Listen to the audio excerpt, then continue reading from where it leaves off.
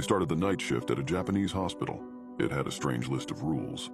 I never imagined my first job as a nurse would be like this. Fresh out of nursing school, I thought working night shifts would give me the experience I needed. Something to prove myself. It wasn't what I wanted exactly, but the hospital was desperate for staff, and I was desperate for a start. The hospital wasn't in the heart of Tokyo, where I had dreamed of working, but farther out, on the city's fringes, nestled near the mountains where the urban sprawl met the wilderness. The isolation didn't bother me. In fact, I thought it would be a good way to learn without the pressure of being in a big, crowded facility. Quiet, uncomplicated. The mental hospital was old, towering over the surrounding area like some relic of another time. The kind of building that looked like it belonged in a ghost story. Long hallways, walls yellowed with age, and the perpetual smell of antiseptic and damp concrete. Its exterior walls were cracked in places, the paint peeling off, and inside, the sterile fluorescent lights flickered just enough to make you wonder if the electricity was reliable. My first night at the hospital had started normally enough, though. At 10 p.m., as the day staff was packing up, I found myself alone in the nurses' station, organizing my materials for the night. There wasn't much to do yet, except get used to the quiet and the way the hospital seemed to shift when the sun went down. Yuki, one of the nurses who had only been working here for a couple of weeks, strolled in, clearly relieved to be heading home. She had the look of someone who was still figuring things out herself. 2 weeks isn't enough time to settle into a place like this, I thought. "You're the new one, right?" she asked, giving me a smile that didn't quite reach her eyes. I nodded. "Yeah, first night." She stopped mid-step, raising an eyebrow. "Did they give you the rules?" "Rules?" I asked, confused. Yuki's expression shifted slightly. "They didn't give you a set of rules for the night shift?" I shook my head. No one mentioned anything about rules." "That's weird," Yuki said, frowning as though something wasn't sitting right with her. "When I started, they gave me these weird rules. I've only been here 2 weeks, so I'm still getting used to them myself." She walked over to the desk and pulled out a blank piece of paper, grabbing a pen. "Let me write them down for you. You'll want to follow these." I watched as she wrote quickly, her brow furrowed slightly. She seemed distracted, maybe even a little uneasy. Her inexperience showed, but she handed me the paper with a serious look. "Follow these exactly and you should be fine." I took the paper from her and looked at the list of handwritten rules. Rule #1. At 12:45 a.m., make sure the windows in the west wing are closed. If one is open, close it and leave immediately. Rule #2. If you see a patient walking in the hallway after midnight, do not speak to them. They are not patients anymore. Rule #3. If the lights in the east wing go out, leave the wing and do not return until sunrise. Rule #4. If the elevator doors open by themselves, do not get inside. Wait for them to close. Rule #5. If you see a shadow that doesn't belong to you, leave the room immediately. Rule #6. If escape is your only option, be prepared to sacrifice a part of yourself. I stared at the paper, not sure what to make of it. It looked like something out of a ghost story. I glanced up at Yuki, expecting her to laugh, but she didn't. "Is this some kind of initiation thing?" I asked, hoping that maybe this was just some odd tradition for new staff. "No," Yuki said, shaking her head, her voice quieter now. "It sounds ridiculous, I know, but trust me, you'll want to follow them. I've heard things." I frowned, studying her face for any sign of humor, but there was none. She wasn't joking. This was something real for her. "Are you sure this is all of them?" I asked. Yuki hesitated, biting her lip as though trying to remember something else. I think that's everything. I'm still getting used to it myself." She forced a smile. "It should be fine if you follow these." Before I could ask anything else, Yuki grabbed her things and left the station, leaving me standing there in silence. I looked at the clock. 10:20 p.m. The night was just beginning. I folded the paper carefully, slipping it into the pocket of my scrubs. A joke, I thought. It has to be. But something about the way Yuki had looked at me, the serious expression on her face, it was unsettling. The hospital was unnervingly quiet at night. The hum of the fluorescent lights and the occasional distant creak of old pipes were the only sounds that broke the silence. I found myself wandering the halls just to keep myself busy, the sense of isolation heavy in the empty corridors. By 12:30 a.m., I made my way toward the west wing, the folded piece of paper still in my pocket. There wasn't any particular reason I went there. Maybe I was testing the ridiculous rules to see if they were just part of some strange tradition for newcomers. Or maybe it was the pull of curiosity. What if Yuki was right? The west wing was empty, as I expected. Its long, dimly lit hallways seemed to stretch on forever, the shadows from the rooms creeping out toward the center of the hall. I glanced into each room as I passed, but they were all empty. Just empty white beds and old medical equipment, unused and forgotten. I checked my watch. 12:42 a.m. My fingers grazed the folded paper in my pocket and I sighed. Might as well get it over with. I began checking the windows in the hallway. First one was closed, the second one, closed, third one as well. I kept moving, my footsteps echoing unnaturally loud in the still air. The cold from outside seemed to seep in through the walls, making the air heavy and uncomfortable. As I approached the final window, my breath caught in my throat. It was open, just slightly, but enough for the cold night air to drift in. brushing against my skin with a chill that felt too deliberate, too personal. I stood there for a moment, frozen by the absurdity of it all, but I shook it off, telling myself that old buildings had quirks like this. Windows didn't always close properly. Still, I felt a strange reluctance to touch it, to shut it. It was as though something wanted it open, needed it open. I closed the window and the latch clicked with a sound that felt final, like closing a door to something unseen. The silence that followed was louder than the click itself.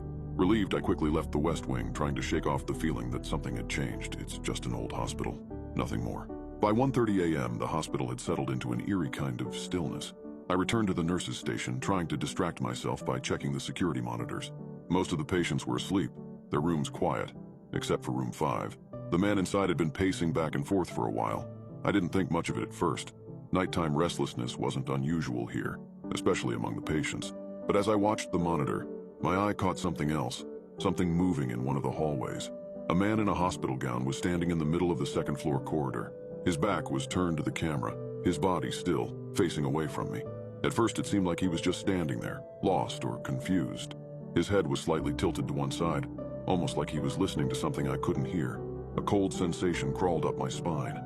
I grabbed my flashlight out of reflex, but my hand shook as I moved toward the hallway where I'd seen him.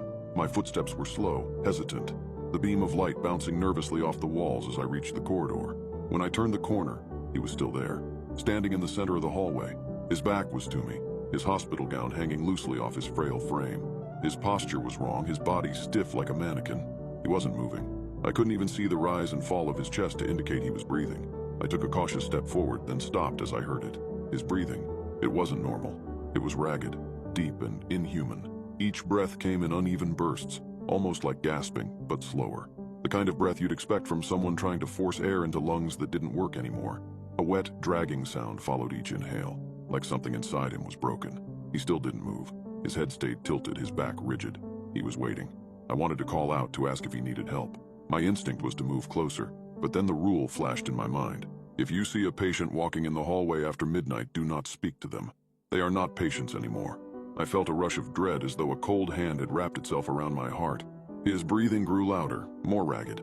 I could hear the wet, gurgling sound of his lungs, struggling to function, but he didn't turn around. He didn't move. I took a step back, then another. My chest tightened with fear, my breath catching in my throat as I slowly backed away from the hallway. I couldn't tear my eyes away from him. My mind screamed at me to run, but I forced myself to move slowly, carefully. As I turned the corner, there was no denying the cold, creeping terror that told me I'd narrowly avoided something terrible. By 2 a.m., the sense of unease had settled into my bones, and I couldn't shake it. Every creak of the building, every flicker of the lights felt deliberate now, like the hospital was trying to send me a message, something just out of reach. I wandered the hallways again, trying to keep myself occupied.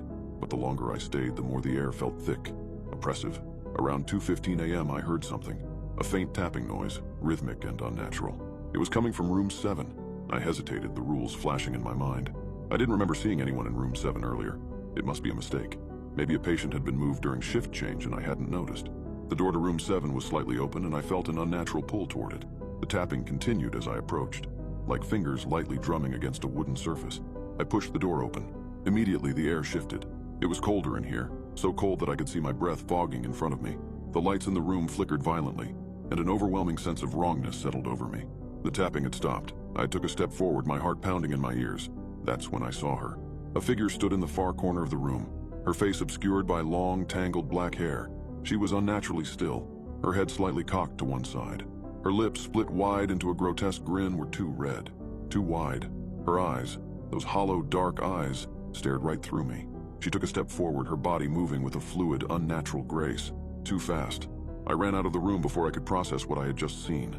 My mind was racing, heart hammering against my chest as I sprinted down the hallway, desperate to get back to the nurse's station. What the hell was that? Am I losing my mind? I reached the end of the hallway, my breath ragged, but my momentum was suddenly stopped by a soft ding. The elevator doors in front of me slid open. Rule 4. If the elevator doors open by themselves, do not get inside. Wait for them to close. My legs trembled, threatening to give out beneath me as I stood frozen in place, staring into the empty elevator. I watched it, barely daring to breathe. My eyes stayed locked on the empty space within the elevator. I could almost feel something in there, lurking just out of sight, waiting for me to step inside. For a few moments, the elevator remained open, its doors wide and inviting. Then slowly they slid shut with a final mechanical click. I let out a shaky breath, my nerves frayed beyond belief. I was losing the grip on reality. Everything felt wrong. So deeply, impossibly wrong. I rushed back to the nurse's station trying to collect myself, but the panic was tightening around me like a vice. My mind was racing, trying to piece together what was happening. As I approached the station, I glanced down the corridor leading to the east wing. That's when the lights went out. The entire hallway was plunged into darkness so complete that it seemed to swallow the air around it. My feet felt like they were made of lead. I stood frozen in place, unable to tear my eyes away from the pitch-black void that had once been a hallway. The shadows crept toward me, moving like liquid, alive with an unseen force. I felt it then, something watching me from within the darkness. Its presence was undeniable, pressing against my chest like a weight I couldn't escape. Slowly, I backed away, my breath quickening as I distanced myself from the blackened wing. I couldn't see what was in there, but I knew I didn't want to find out. Not now. Not ever. I arrived at the nurse's station, my hands shaking uncontrollably as I rifled through the papers on the desk. My vision was blurred, panic clawing at the edges of my mind. The hospital was alive with something I couldn't understand. As I shuffled through the mess of paperwork, my hands found an old, crumpled sheet of paper buried beneath patient records. I unfolded it slowly, dread creeping up my spine with every word I read. The list was identical to the one Yuki had, given me except for one crucial detail. Rule 3, do not enter room 7 after 2 a.m. My heart sank. I had broken a rule. Yuki forgot a goddamned rule. I glanced up from the paper, my hand shaking, and that's when I saw it. There, on the far wall across from the nurse's station, a shadow stretched unnaturally long, too far from any light source to be my own. At first, it was subtle, a dark shape that shifted in the corner of my vision. But as I looked closer, my breath hitched. The shadow moved, but I hadn't moved. Rule 5. If you see a shadow that doesn't belong to you, leave the room immediately. My chest tightened with terror. The shadow stood on the wall, warped and twisted like someone standing just out of sight, pulling itself toward me. It didn't make sense. There was nothing there, nothing that could cast a shadow like that. It loomed larger, darker, as if the very light was bending to accommodate it. And then, the shadow shifted again, breaking from the wall and moving across the floor toward me, as though it had come alive. The air in the station thickened, suffocating me. I couldn't breathe. My legs felt frozen in place, my feet glued to the ground as if the shadow was pulling at me. She was watching me from within the darkness. I could feel it. I stumbled back, tearing my gaze away, my heartbeat thundering in my ears. As I fled the room, the shadows twisted unnaturally, creeping along the floor, their edges darkening and thickening. From within the darkness, she began to form, her twisted body pulling itself free from the void like she was born from the night itself, her torn smile stretching wider with every step. My legs carried me down the hallway, every muscle screaming as I reached the hospital's entrance. I slammed my hands against the heavy doors, but they wouldn't budge. No matter how hard I pulled, no matter how desperately I tried to force them open, they remained sealed tight. My mind spiraled as the sound of footsteps echoed behind me, slow, heavy, and deliberate. I knew who they belonged to. She was coming. The slit-mouthed woman, the figure I had seen in room 7. She was here, her presence a physical weight pressing down on me, her whispers growing louder, crawling into my ears, seeping into my mind. The words were unclear at first, but then they started forming into one clear message. You broke the rule. You can't leave. Frantic, my eyes darted around the small reception area near the entrance. There, on a metal cart pushed against the wall, I spotted it. A surgical tray, tools scattered across its surface. Among them was a scalpel, sharp and gleaming in the dim light. My breath hitched as I remembered the final rule. If escape is your only option, be prepared to sacrifice a part of yourself. My hands closed around the scalpel, and I held it up, the blade catching the dim light of the room. I had no other choice. The footsteps were growing louder, closing in. The thought of what she might do to me was enough to push me over the edge. With trembling hands, I brought the scalpel down toward my finger. My heart raced, my breath catching in my throat. Tears blurred my vision, and I bit down on my lip, bracing myself for what had to be done. The blade pressed against my skin, and with a deep, shuddering breath, I made the cut. The pain was immediate, searing and blinding. Blood pooled around the scalpel, dripping onto the cold floor. I wanted to scream, but I bit down harder on my lip, tasting blood as I forced the cry back down. I had to finish. With one last agonizing movement, my finger dropped to the floor with a sickening thud. The room spun, my body trembling from the shock of it, but I gasped, almost collapsing onto the floor beside it. But then, the doors to the entrance burst open, and I felt the weight lift from the air. The hospital seemed to sigh, releasing me. Blood still poured from my hand, warm and sticky as I stumbled on shaky legs toward the main street. Every step felt like a battle, my heart thundering in my chest, my breath shallow and ragged. The outside world lay just beyond, a cold, indifferent freedom waiting for me. But as I crossed the threshold, I didn't feel relief, not at all. I turned back, my gaze lingering on the dark, cursed corridors of the hospital. I had escaped, yes, but I had left more than flesh behind. Something deeper, something vital, had been torn from me in that place. And I knew, with a terrible certainty, that it was something I would never get back.